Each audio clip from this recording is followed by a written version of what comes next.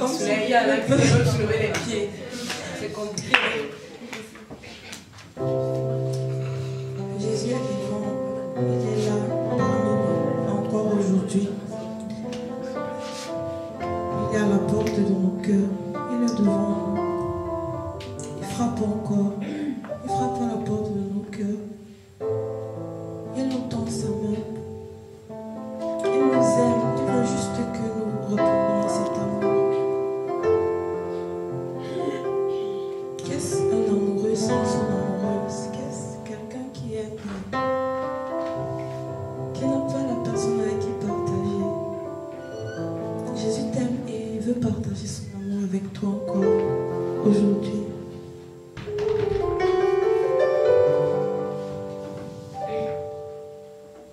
Même si depuis trop longtemps tu as refusé de lui parler, Jésus connaît les sentiments, il est toujours prêt à recommencer.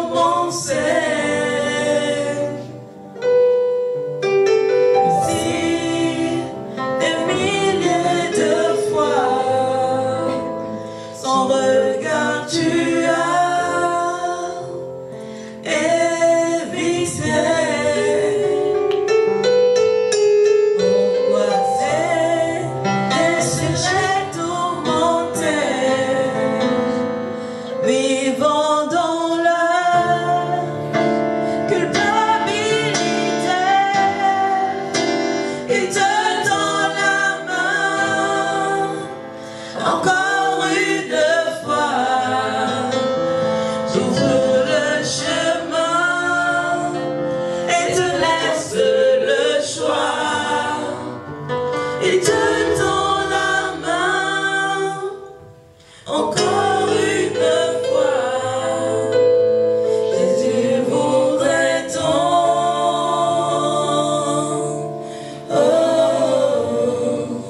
te serrer dans ses bras.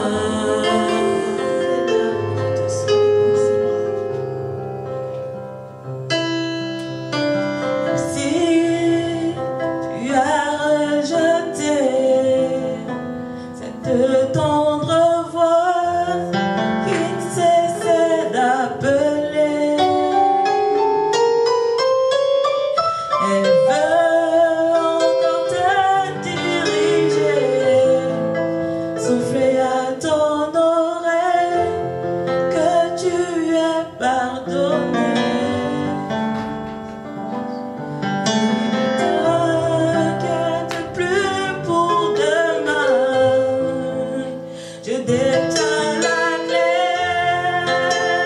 de ton destin. Il te tend la main encore une fois. Il montre le chemin et te laisse le choix. Il te tend la main encore une fois. Jésus voudrait tant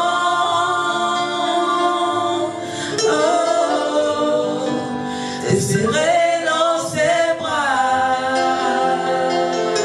Jésus te tend sa main, il te tend la main encore une fois.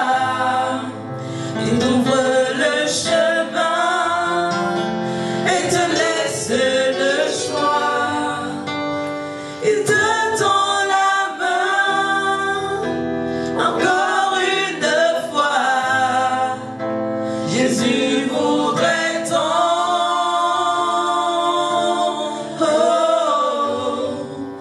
te serrer dans ses bras. Jésus te tend sa main et te tend la main encore une fois. Il t'ouvre le chemin et te laisse le choix.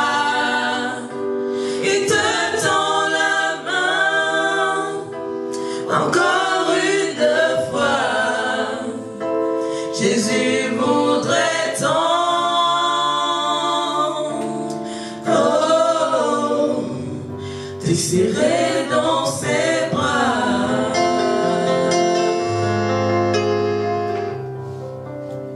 Il te tend la main, encore une fois.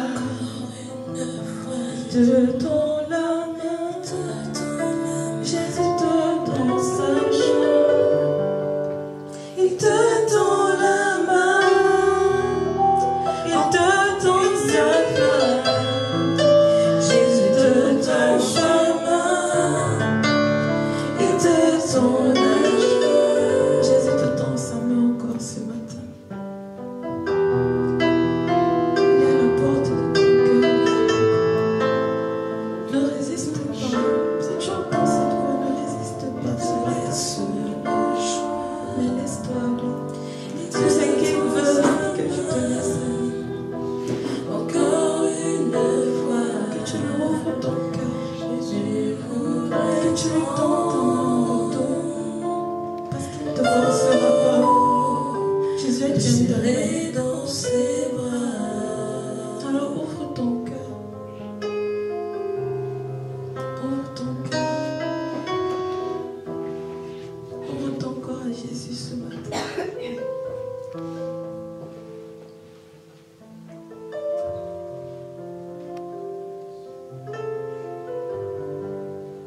Que tu vas chanter avec moi, que tu lui donnes ton cœur ce matin.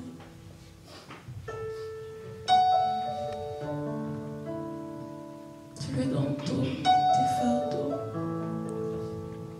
tout ce que tu transportes de ton passé. Tout ce qui te fait mal, tout ce que tu trouves impossible à laisser. En fait, c'est lui qui mérite de vouloir le faire. Et toi-même, tu ne peux pas. Parce que si quelqu'un t'a réellement blessé, et ne sait même pas excuser, s'en fout, tu sais pas comment tu fais pour le pardonner. Mais avec Jésus, c'est possible. Alors, je vais t'inviter à te disposer et t'approprier les paroles de ce chant. Que ce ne soit pas juste une énième fois que tu la chantes, mais tu vas la chanter de tout ton cœur, comme si c'était la dernière fois. Comme si en sortant de cette salle, tout est fini, c'est la fin. Ce que je considère ta venue sur la terre. Parce que je considère tout ce que tu as fait. Je ne peux me taire, oui je veux crier que pour le monde entier tu t'es donné. Tu as payé le prix, tu as donné ta vie, tu as persévéré jusqu'à la fin. Que puis-je te donner, que puis-je t'apporter? Je n'ai rien à t'offrir, mais en retour, je te donne ma vie, je te donne mon cœur, je te donne tout ce que j'ai, tout ce que je suis est à toi. Je te donne ma vie, je te donne mon cœur, je te donne tout ce que j'ai, je t'appartiens. Je te donne tout ce que j'ai, je t'appartiens.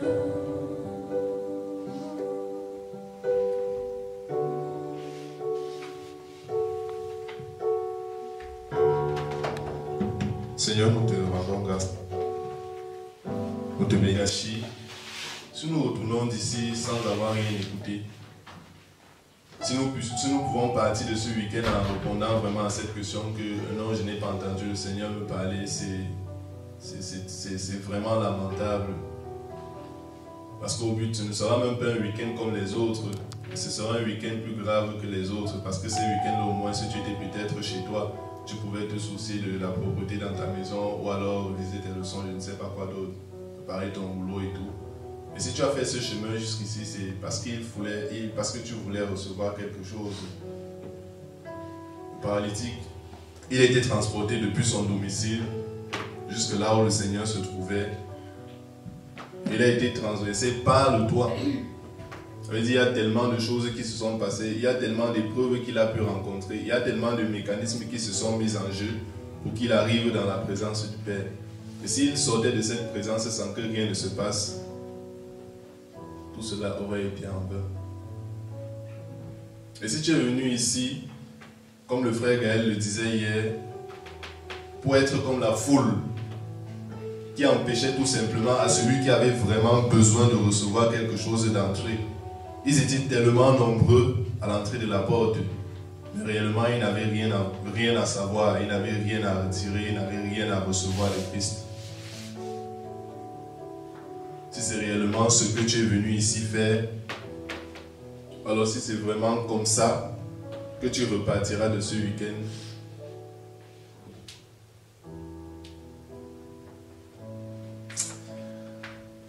je ne sais pas ce que je vais dire. Mais je sais une chose, c'est que parfois, lorsque nous sommes inconscients de ce que le Seigneur est en train de faire avec nous, lui, il reste fidèle. Et même si c'est qu'il va faire cette chose avant d'ouvrir nos yeux pour nous dire en fait que voilà pourquoi j'étais en train de t'amener ci ou là-bas, il va quand même le faire. Et ce matin, je crois vraiment que tout est encore possible. Dès lors que l'homme est disposé, dès lors que l'homme prend vraiment conscience de son besoin et que l'homme prête attention à la parole que le Seigneur nous communique, je crois que tout est possible. Peut-être on se dit qu'aujourd'hui c'est dimanche, c'est le dernier jour, mais je pense encore qu'aujourd'hui tu peux recevoir quelque chose de plus fort que tu ne l'as reçu depuis vendredi. Peut-être ce qu'on fait depuis vendredi c'était pour les autres. Et aujourd'hui c'est le jour que le Seigneur a choisi pour toi. Et particulièrement je veux m'adresser à ces personnes-là qui sont encore en train de réfléchir, qui sont confrontés à beaucoup de faits qu'ils doivent mettre ensemble pour pouvoir prendre une décision.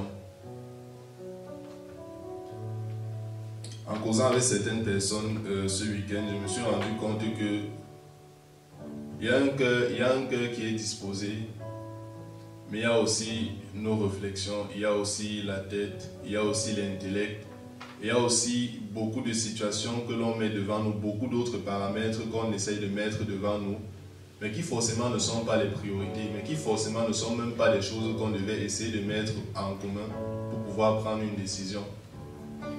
Parfois ce sont des choses qui viennent d'une force intérieure en nous que nous ne réalisons même pas, que nous n'arrivons même pas à contrôler. Ça veut dire à chaque fois que tu as envie de prendre une décision, de faire quelque chose, du coup il y a beaucoup de choses qui passent directement dans ta tête et après tu ne sais plus ce que tu dois faire, tu es confus, tu ne peux pas prendre une décision ferme. En ce qui concerne la parole de Dieu ou la bonne nouvelle que l'on reçoit, la première cause, ou alors la première chose qui peut entraîner cette situation, ou alors ce manque de décision, c'est l'ennemi tout simplement. Lorsqu'on lit la parabole des semences, on dit que la semence tombe et l'ennemi vient l'enlever. C'est lorsque l'ennemi l'enlève que cette parole que nous avons reçue et qui était capable, qui était susceptible de changer nos vies, ne peut plus produire un effet en nous, parce qu'en réalité, elle n'est plus.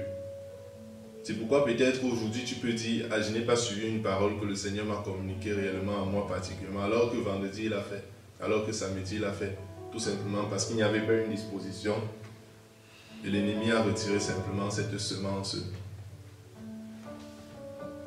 On va lire un passage et je t'invite vraiment à être disposé. Parce que ça pourra être la seule et unique parole que tu reçois du Seigneur dans ce week-end.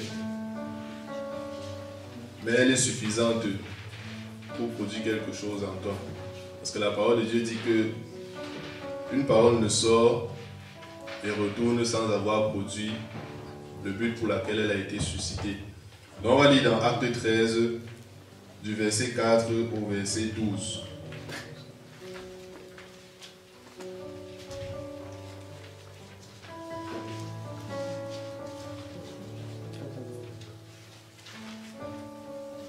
Est-ce qu'il y a quelqu'un qui veut lire le texte?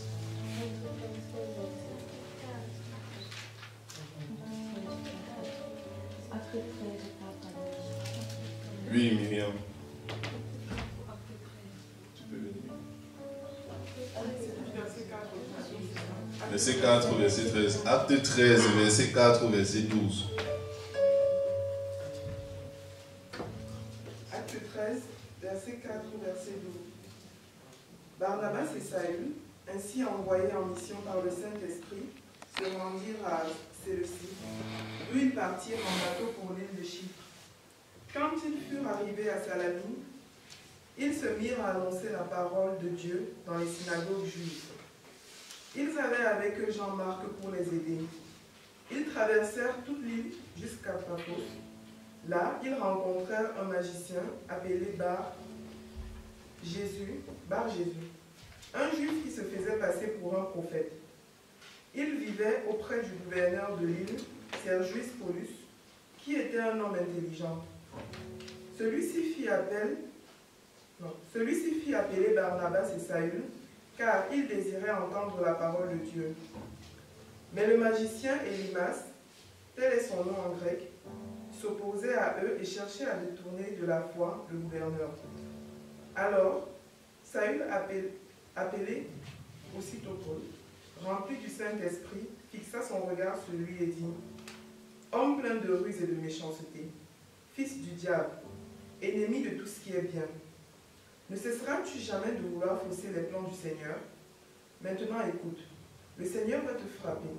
Tu seras aveugle et tu ne verras plus la lumière du soleil pendant un certain temps. Aussitôt, les yeux d'Élymas s'obscurcirent, et il se trouva dans la nuit. Il se tournait de tous les côtés, cherchant quelqu'un pour le conduire par la main. Quand le gouverneur vit ce qui était arrivé, il devint croyant. Il était vivement impressionné par l'enseignement du Seigneur. Amen. Amen. Lorsque je lisais ce passage, il y a deux choses que le Seigneur m'a mis à cœur. La première chose, c'est que parmi nous ici, il y a beaucoup de personnes qui sont comme ce gouverneur. Il y a des personnes qui se posent réellement la question de savoir: est-ce que je peux réellement servir le Seigneur? Tu as écouté un message, tu as écouté un appel et tu te demandes si tu as vraiment les capacités. Tu te demandes, lorsque je regarde l'homme que j'étais avant, lorsque je regarde celui que j'ai toujours été, lorsque je regarde même aux aspirations de mon cœur, lorsque je regarde au profond désir qu'il y a à l'intérieur de moi, ça peut tout simplement paraître une émotion forte, mais pas le profond désir de notre cœur. Alors tu te poses les questions de savoir: est-ce que je suis qualifié pour marcher avec le Seigneur? Et en lisant ce passage, j'ai tout simplement compris que même toi qui es en train de te poser ces questions en ce moment, tu es qualifié pour servir le Seigneur. Tu es qualifié pour servir le Seigneur. Le texte nous montre clairement qu'à chaque fois que le gouverneur recevait la bonne nouvelle, il avait toujours quelque chose à côté de lui. C'était Jésus, qui s'opposait carrément au message qu'il recevait. Voilà, comme Priscille est en train de dire, Jésus, comme son nom l'indique, c'est barrer Jésus, quoi. Donc, chaque fois que Jésus se présente, Jésus se présentait pour barrer, quoi. Et ça n'empêchait pas qu'à chaque fois, le gouverneur envoyait toujours appeler des messagers, des porteurs de l'évangile, pour venir l'amener, lui parler de Christ, quoi. Mais à chaque fois qu'il le faisait, il y avait toujours quelque chose qui s'opposait. Aujourd'hui, par exemple, dans ton cœur, tu ressens, tu sens que, Seigneur, je veux te connaître. Seigneur, je pense qu'il est temps pour moi de faire le pas avec toi. On m'a toujours parlé de toi, j'ai toujours entendu parler de toi ici, là-bas. Je suis allé à des rencontres comme celle-ci où j'ai écouté ton nom, où j'ai écouté parler de toi. J'ai même vu quelquefois des choses que tu as fait dans ma vie. Mais j'ai l'impression que je ne suis pas prêt. Aussitôt que tu veux faire le pays, il y a tellement de choses. Ça peut être ta famille. Ça peut être des compagnies que tu ne veux pas abandonner. Ça peut être une situation, ça peut être l'addiction par rapport à quelque chose. Ça peut être un problème particulier, ça peut même être une maladie. À chaque fois peut-être que tu dis, oh, je me rappelle, il y avait un frère. Quand je causais avec lui, je sentais en fait qu'il voulait vraiment servir le Seigneur. Il avait vraiment un feu, un zèle en lui. Lorsqu'il voyait ses frères autour de lui qui servaient, il voulait également le faire. Mais il avait une difficulté, c'est qu'il était malade. Ce qui fait que de point de vue physique, il y a certaines choses qu'il ne pouvait pas faire. Mais est-ce que c'était une limitation? Non. Parce qu'il y avait quelque chose qui avait grandi dans son cœur. Et même s'il ne pouvait pas faire certaines choses de façon visible, dans son cœur, il pouvait l'exprimer, dans son cœur, il pouvait le faire. La parole de Dieu déclare que le Seigneur regarde à nos cœurs. C'est là que doit naître toute chose. Ici, donc, ce gouverneur est toujours bloqué par Jésus. Et la bonne nouvelle est que il y a la possibilité justement que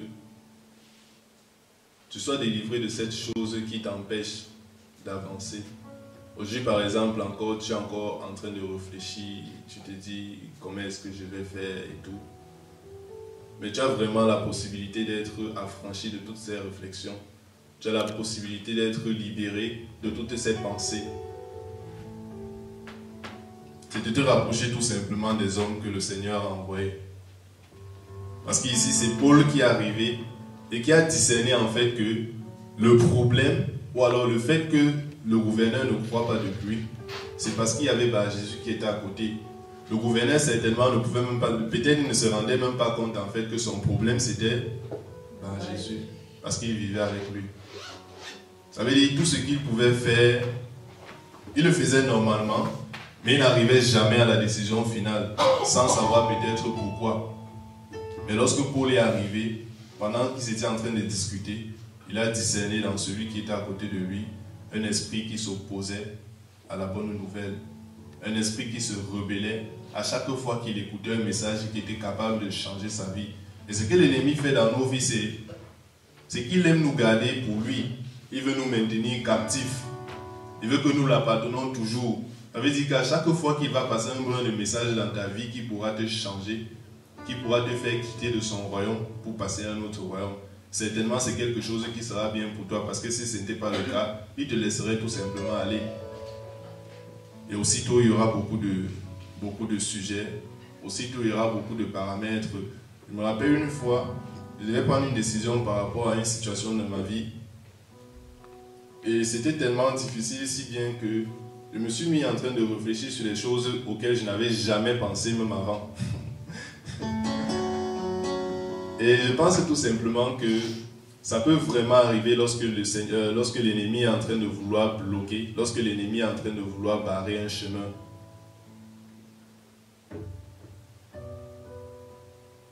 Mais aujourd'hui, nous avons avec nous la présence de Dieu lui-même, le Saint-Esprit lui-même qui est là. Et je crois vraiment que si quelqu'un ici veut faire le pas et qu'il est encore bouleversé par certaines situations, il y a quelque chose qui est possible. Il y a quelque chose qui est possible. Parce que lorsque Paul a repris Jésus, ou alors lorsque Paul a repris l'esprit qui était en train de s'animer au travers de Jésus pour s'opposer à ce que le gouverneur croit, la parole dit à la fin qu'il a réellement cru. Le pas qu'il n'arrivait pas à faire depuis, il a réellement fait. La question qu'on doit se poser réellement maintenant, c'est qui est ce Bar Jésus dans notre vie? Dans ma vie, qui est Bar Jésus?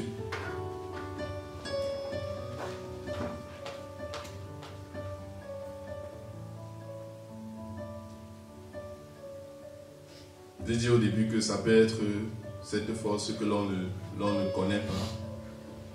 Ça, c'est quelque chose qui est interne. C'est une puissance qui vit en nous et qui s'oppose tout simplement à la connaissance de Christ. Mais ça peut aussi être quelque chose d'externe. Ça veut dire quelque chose qu'on connaît forcément. J'ai essayé déjà de parler de cela lorsque j'évoquais l'aspect de la compagnie, par exemple, l'aspect de la famille. Bah, Jésus dans ta vie aujourd'hui peut être ta famille. Lorsque tu te rends compte qu'aujourd'hui, si je change de vie, mes parents vont dire ceci de moi. Et tu es tellement figé dessus que ton cœur soupire après quelque chose, mais tu ne peux pas arriver à cela parce que tu as bloqué le chemin avec ta famille. Ça peut être peut-être tes études. Tu penses aujourd'hui, s'il faut que je m'engage, s'il faut que je marche avec le Seigneur, je ne vais plus faire ci, je ne vais plus faire cela. Et tu es tellement figé dessus, tu n'arrives pas à prendre une décision. Tu as peut-être laissé quelqu'un chez toi lorsque tu venais, je ne sais pas qui. Et tu te dis aujourd'hui, si je rentre, je dis à cette personne que quelque chose s'est passé dans mon cœur et ma vie a changé. Ce serait difficile.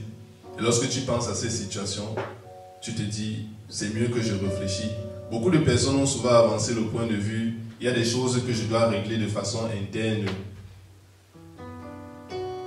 Je ne pense pas que là aussi c'est une initiative ou alors c'est un point de vue qui est inspiré. Parce que ce que l'ennemi fait, c'est qu'à chaque fois que l'on veut se recouvrir sur nous, il vient et dépose simplement sa couverture.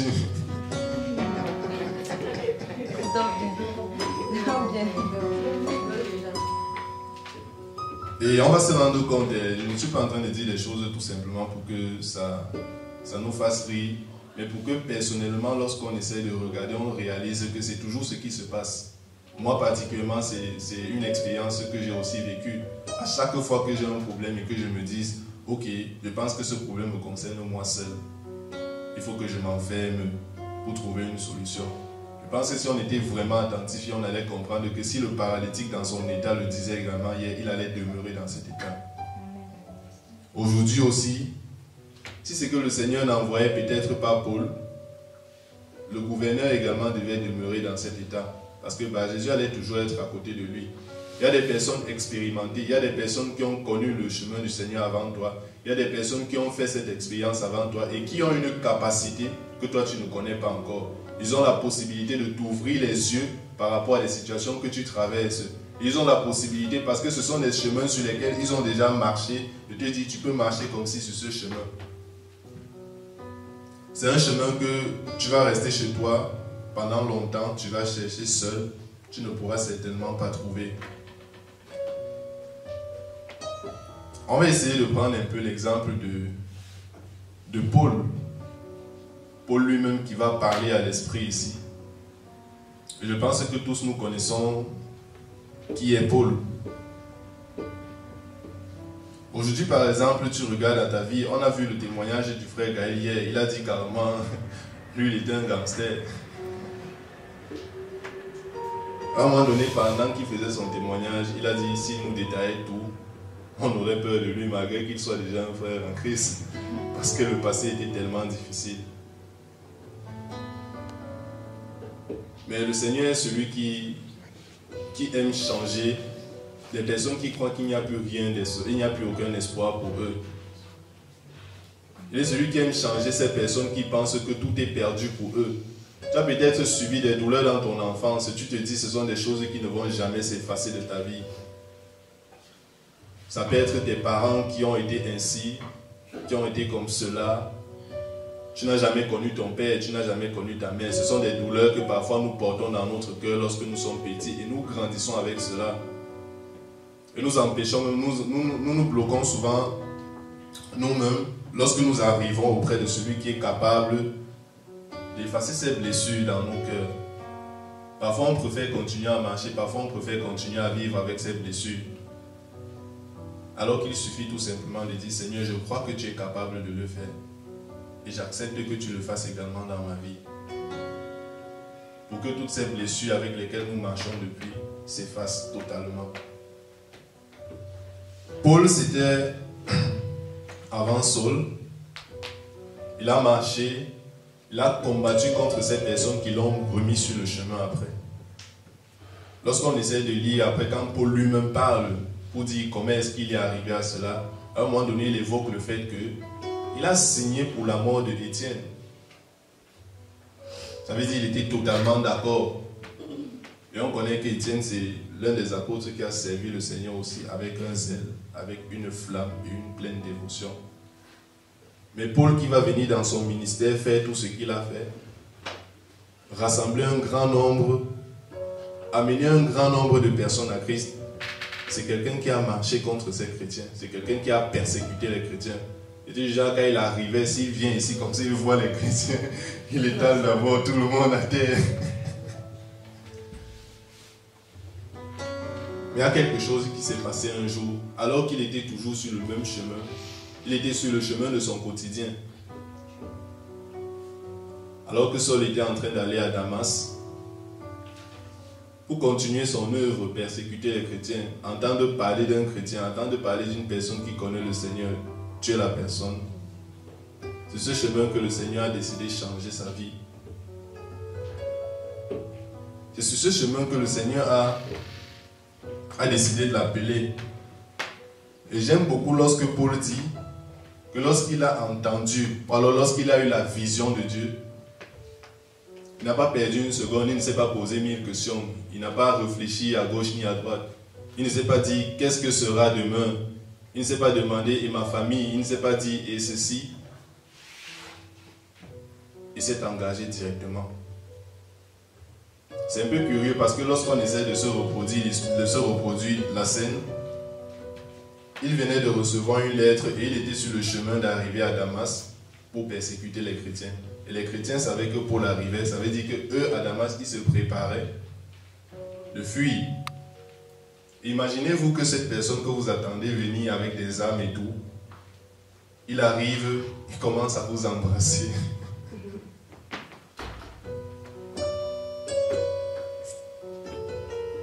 Au point où il témoignait une vie nouvelle, mais les habitants de Damas étaient un peu curieux parce qu'ils se disaient non, ce n'est pas le même Paul qu'on connaît. Nous, on l'aurait attendu ici avec des armes, des machettes, des haches et tout. Mais il vient nous tendre la main, il nous présente un cœur qui aime. C'est tout simplement pour te dire que aujourd'hui tu penses peut-être que ton mal va durer très longtemps pour pouvoir finir. Non. Aujourd'hui tu te dis peut-être que bon, ça fait 20 ans, tu as été victime de ceci, et il faut peut-être 20 ans encore pour que cette blessure parte. Zéro.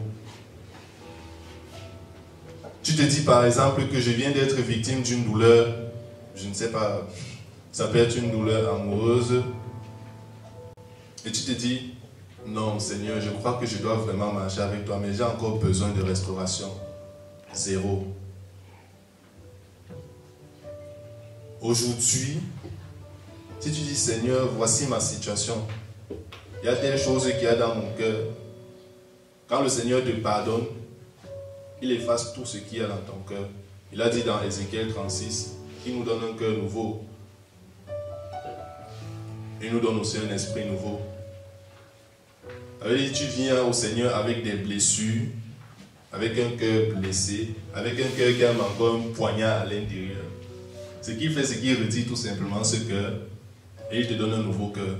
Ça veut dire, si tu programmais peut-être 30 ans, si tu programmais peut-être 15 ans, le temps que ce couteau ou que ce poignard se retire dans ton cœur, à la minute que tu rencontres le Seigneur, il est directement ôté.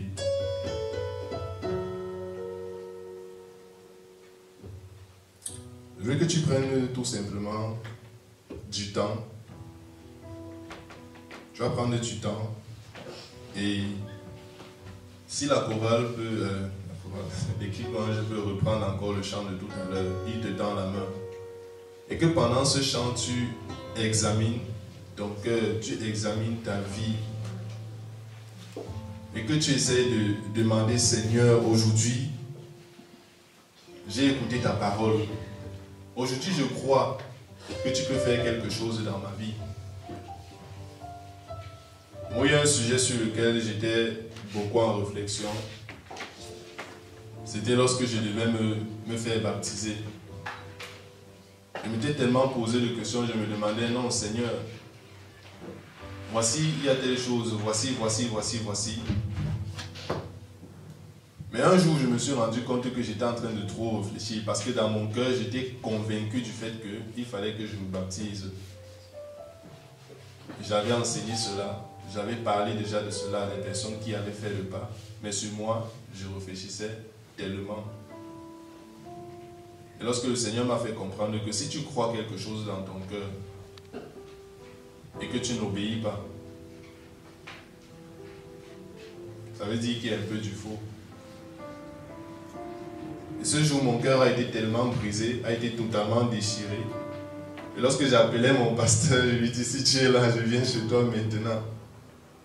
Parce que j'avais compris que c'était la solution, c'était ce qu'il me fallait. Donc, essaie de regarder simplement à ton cœur et si tu ne vois même pas cela, demande au Seigneur, il va te montrer qui est le bas Jésus de ta vie. Qu'est-ce qui est ce qui t'empêche? Qu'est-ce qui est ce qui te bloque? Pour celui-même qui a déjà fait le pas, dit, Seigneur, c'est quoi? Qu'est-ce qui fait en sorte que je ne grandisse pas? C'est